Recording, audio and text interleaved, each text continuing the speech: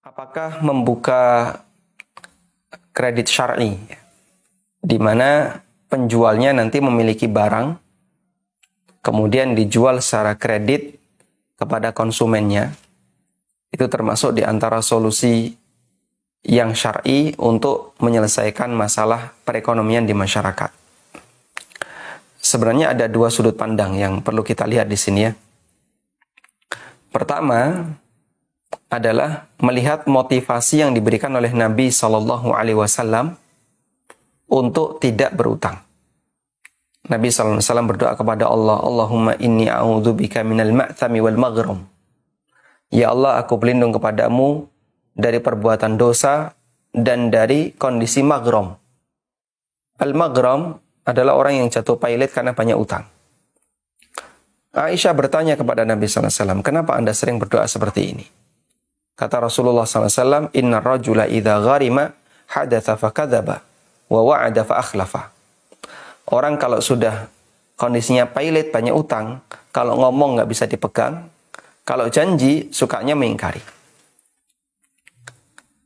Dan itu realita yang ada di masyarakat kita. Orang kalau sudah punya utang itu, ya dia punya beban. Yang kedua, berusaha untuk menghindar agar jangan sampai utangnya itu segera ditagih. Tayyib.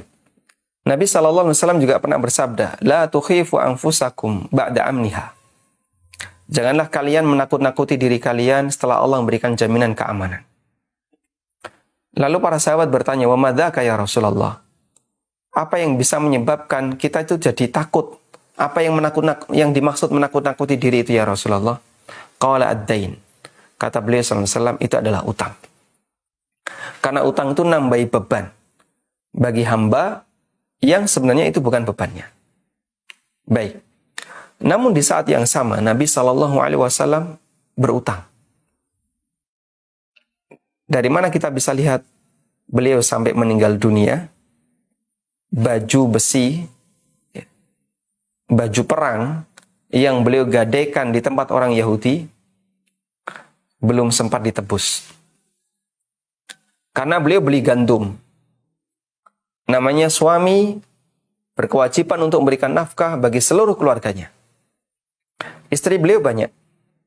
Dan ada beberapa istri yang membawa anak. Anak dari suami sebelumnya. Dan mereka ikut bersama keluarga Nabi SAW.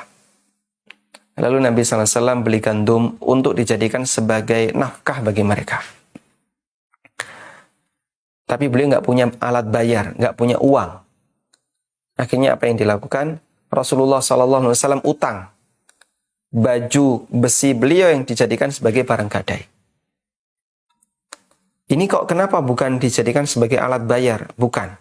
Karena di zaman Abu Bakar As-Siddiq radhiyallahu anhu baju besi ini ditebus oleh Abu Bakar. Sehingga ini bukan alat bayar, tapi baju besi ini adalah barang gadai. Bisa kita lihat, buktinya adalah Abu Bakar menebusnya. Kalau itu alat bayar, berarti ketika Nabi SAW nggak bisa bayar sampai meninggal dunia, itu dianggap sudah lunas. Ternyata belum lunas. Dibebaskan baju besi itu, ditebus, dan dilunasi utang Rasulullah SAW. Baik. Dari sudut pandang ini, maka kita bisa melihat bahwa utang di posisi ini diperbolehkan bagi mereka yang membutuhkan. Sebagaimana yang dialami oleh Rasulullah SAW dan termasuk juga para sahabat yang lainnya. Zubair bin Awam meninggal dunia dan beliau memiliki banyak utang. Tapi beliau punya banyak aset untuk warisan. Dan saat aset itu dijual, bisa dipakai untuk nutupi utang-utangnya Zubair bin Awam. Sampai meninggal dunia. Baik, dan cerita seperti ini cukup banyak terjadi di kalangan beberapa orang di masa silam. Ini sudut pandang yang pertama. Kemudian yang kedua adalah kita melihat sisi yang lain. Bahwa keberadaan teman-teman membuka jual beli kredit syar'i, ada lembaga kredit syar'i, keberadaan mereka sebenarnya merupakan alternatif agar masyarakat tidak mengambil kredit ribawi. Dalam arti begini, kalau kredit syar'i ini tidak ada di tengah masyarakat, maka masyarakat akan tetap mengambil kredit, namun ke arah kredit ribawi. Sehingga daripada mereka mengambil kredit ribawi, mereka diarahkan, silahkan ambil kredit yang syar'i. Dari sisi harga mungkin sama. Dari sisi teknis pembayaran mungkin sama. Yang beda akadnya. Dan kalau sudah beda akad, ya beda konsekuensi. Sehingga perbedaan akad bisa menyebabkan perbedaan halal haram. Maka kehadiran mereka, salah satu di antara tujuannya adalah biar orang itu nggak maksiat. Sehingga silahkan beralih ke sini daripada nanti kamu berbuat dosa. Karena melakukan transaksi riba. Dan kalaupun ini nggak ada, masyarakat tetap jual beli kredit nggak? Ternyata mereka tetap melakukannya.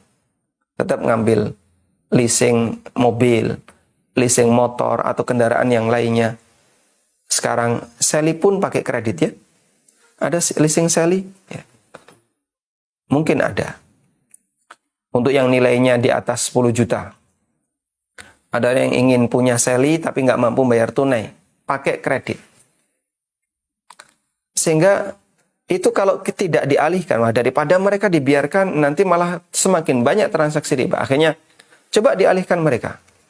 Dibuatlah lembaga keuangan yang syar'i, yang melayani kredit syar'i. Minimal dengan cara ini, dia teralihkan dari perbuatan maksiat menuju perbuatan yang mubah.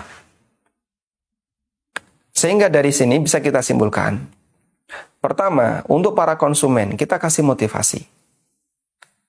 Sebisa mungkin jangan utang. Hiduplah secukupnya saja, apa yang punya silahkan dinikmati.